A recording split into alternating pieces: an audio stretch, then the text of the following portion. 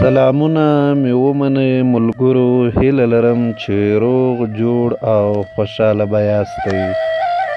ملګرو، له څه وخته څخه په سوشل میډیا، په یوټیوب یا په فیسبوک باندې څه داسې شاعران مشهور شوي دي چې نه یې په شعر کې لطافت، نه استعارې، نه کنایې، نه د شاعرۍ په نورو نازکو رزمونو پوه دي.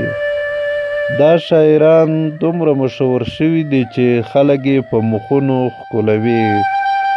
نو خبره دا ده چې د پښتو هغه شاعران چې شپې روڼې کړي دي او په کلونو یې خواري کښلې ده، مطالعه یې کړې ده او له هغه وروسته یې ادبیات پنځولي دي، یعنې هغه د شعر په هر هنر خبر دی.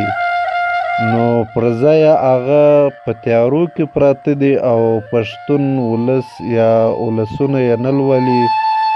داسې شاعران لولي چې هغه ته خو ظاهراً ټیک سو یو شعار او یو ناره، یعنې د مصري او د نارې په پرتله باید فرق وشي.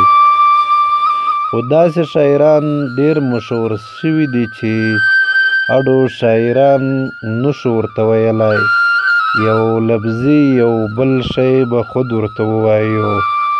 نو دا یې زلفې دې پر مخ باندې تاویږي، کماران دې پر چندړو باندې خیږي، لطافت یې د مخ هسې پر کمال دی چې یې ګل په شوخ کاته سره نرمیږي. له مستیه شاخ شوره د سارا باده چې سایه یې پر زلفانو وښوریږي. د حمید بابا په دې شعرونو له تاسو څخه اخلم رخصت.